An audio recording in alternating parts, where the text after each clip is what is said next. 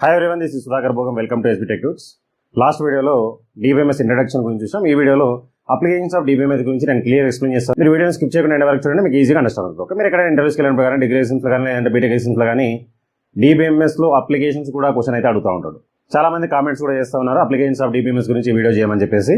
మరి ఇక్కడ DBMSలో అప్లికేషన్స్ ఏమి ఉన్నాయి అంటే, అప్లికేషన్స్ ఆఫ్ DBMS అంటే ఏం లేదు, DBMSని మనం ఎక్కడెక్కడ యూజ్ చేస్తాము అంటే డేటాబేస్ ఎక్కడ ఉంటే అక్కడ యూజ్ చేస్తాం.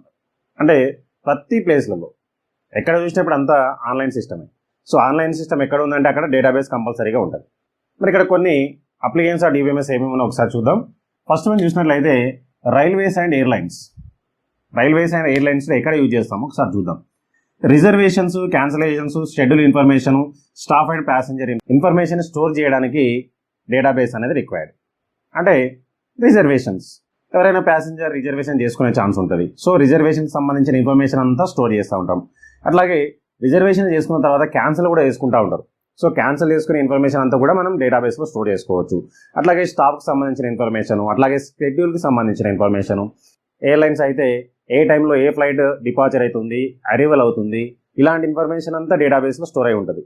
అట్లాగే రైల్వేస్కి అయితే రైల్వేస్కి సంబంధించిన షెడ్యూల్, ఏ టైంలో ఏ ట్రైన్ అనేది బయలుదేరుతూ ఉంటుంది. సో ఇలాంటి ఇన్ఫర్మేషన్ అంతా మన డేటాబేస్లో స్టోర్ చేసుకోవచ్చు. ఇది మనకు ఫస్ట్ అప్లికేషన్.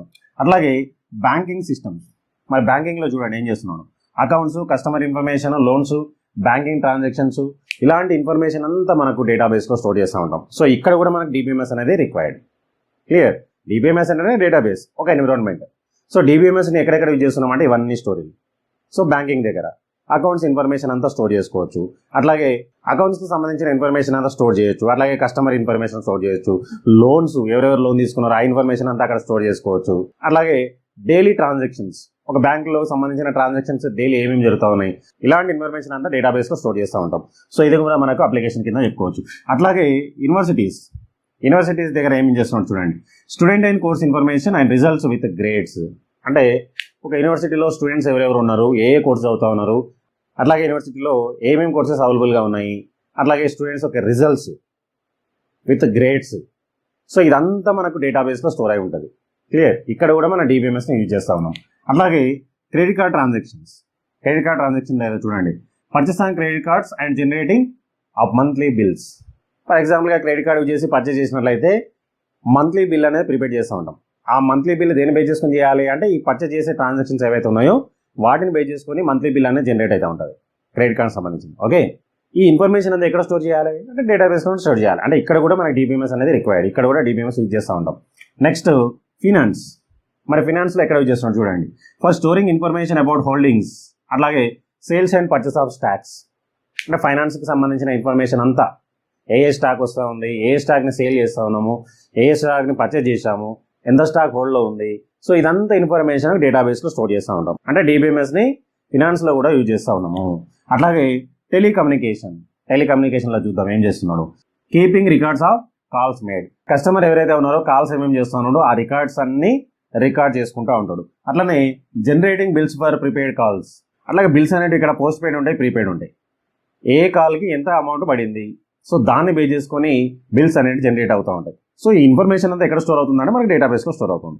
అట్లనే ఇన్ఫర్మేషన్ ఆఫ్ కమ్యూనికేషన్ నెట్వర్క్స్, అంటే నెట్వర్క్లో ఏమేమి ప్రోటోకాల్స్ యూజ్ చేస్తున్నాము, సో అలాంటి ఇన్ఫర్మేషన్ అంతా కూడా మన డేటాబేస్లో స్టోర్ చేసుకోవచ్చు. సో ఇక్కడ కూడా మనకు టెలికమ్యూనికేషన్లో కూడా DBMSని యూజ్ చేస్తూ ఉన్నాం. సో ఇది కూడా ఒక అప్లికేషనే. అట్లాగే సేల్స్లో ఏం చేస్తున్నాం చూద్దాం, for storing customers products and purchase information. అంటే సేల్స్లో కస్టమర్ ఇన్ఫర్మేషన్, ఎవరెవరు కస్టమర్స్ వస్తూ ఉన్నారు, ఏ ప్రోడక్ట్స్ వస్తూ ఉన్నాయి, ఏ ప్రోడక్ట్స్ పర్చేజ్ చేస్తున్నాము, సో ఇలాంటి ఇన్ఫర్మేషన్ అంతా స్టోర్ చేసుకుంటూ ఉన్నాం. ఓకే, సో సేల్స్లో కూడా DBMS రిక్వైర్డ్. అట్లనే మ్యానుఫ్యాక్చరింగ్ దగ్గర చూడండి, for manufacturing of supply chains and for tracking production of items in factory. ఏమేమి ప్రొడక్ట్స్ మ్యానుఫ్యాక్చర్ అవుతున్నాయి, ఆ ప్రోడక్ట్ ఎంతవరకు వచ్చింది, సో ఇలాంటి ఇన్ఫర్మేషన్ అంతా కూడా మన డేటాబేస్లో స్టోర్ అయి ఉంటుంది. సో మ్యానుఫ్యాక్చరింగ్లో కూడా DBMSని యూజ్ చేస్తూ ఉన్నాము. అట్లనే హ్యూమన్ రిసోర్సెస్ చూడండి ఎక్కడో, for information about employees, salaries, payrolls etcetera. అంటే ఎంప్లాయీకి సంబంధించిన ఇన్ఫర్మేషన్ అంతా స్టోర్ చేస్తూ ఉంటాడు. అట్లాగే ఎంప్లాయీకి సంబంధించిన సాలరీస్, పేరోల్స్ ఏమేమి ఉన్నాయి ఇవన్నీ ఇన్ఫర్మేషన్ అంతా స్టోర్ చేసుకోవడానికి కూడా DBMSని యూజ్ చేస్తూ ఉంటాం. ఓకే, అంటే హ్యూమన్ రిసోర్స్ దగ్గర అట్లా ఆ విధంగా యూజ్ చేస్తూ ఉంటాం. అట్లాగే ఆన్లైన్ షాపింగ్. మనం ఏదైనా పర్చేజ్ చేయాలంటే ఇప్పుడు ఆన్లైన్లో పర్చేజ్ చేస్తూ ఉంటాం. ఫర్ ఎగ్జాంపుల్గా ఫ్లిప్కార్ట్ కానీ అమెజాన్ కానీ ఇలాంటి వెబ్సైట్లలో మనం ఆన్లైన్ షాపింగ్ అనేది చేస్తూ ఉంటాం. సో ఈ ఆన్లైన్ షాపింగ్లో కూడా ప్రొడక్ట్స్ సంబంధించిన ఇన్ఫర్మేషన్, ఏ ప్రొడక్ట్స్ కొత్తవి వస్తూ ఉన్నాయి, లాంచ్ అవుతా ఉన్నాయి, అట్లాగే ఏ ప్రోడక్ట్ అవైలబుల్గా ఉంది, సో ఇలాంటి ఇన్ఫర్మేషన్ అంతా డేటాబేస్లో స్టోర్ చేస్తూ ఉంటారు. సో ఆన్లైన్ షాపింగ్లో కూడా మనకి DBMS అనేది రిక్వైర్డ్. క్లియర్. అట్లనే మెడికల్ అండ్ హెల్త్ కేర్. మరి ఇక్కడ మెడికల్ అండ్ హెల్త్ కేర్లో ఏంటంటే మెడిసిన్కి సంబంధించిన ఇన్ఫర్మేషన్.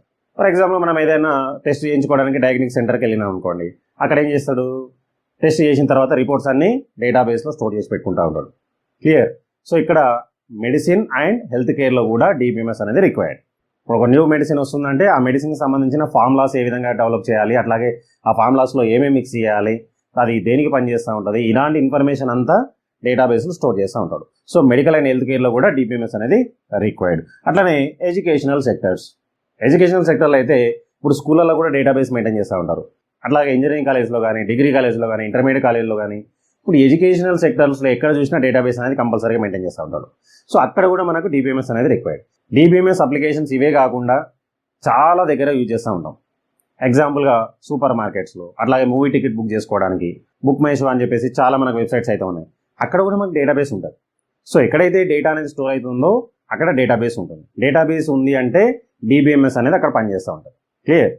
ఇవన్నీ మనకు అప్లికేషన్స్ ఆఫ్ DBMS. మీరైతే నోట్ తీసుకొని క్లియర్గా ఇవన్నీ రాసేసుకోండి. ఈ వీడియోలో మీకు ఏమైనా డౌట్స్ ఉంటే కామెంట్ సెక్షన్లో కామెంట్ చేయండి, నేను దానికి రిప్లై ఇస్తాను. అట్లాగే వీడియోని మీ ఫ్రెండ్స్ కూడా షేర్ చేయండి, వాళ్ళకు యూస్ఫుల్ అవుతుంది. సో నెక్స్ట్ వీడియో మళ్ళీ కలుద్దాం. So thanks for watching. Like, share, subscribe my channel. Thank you.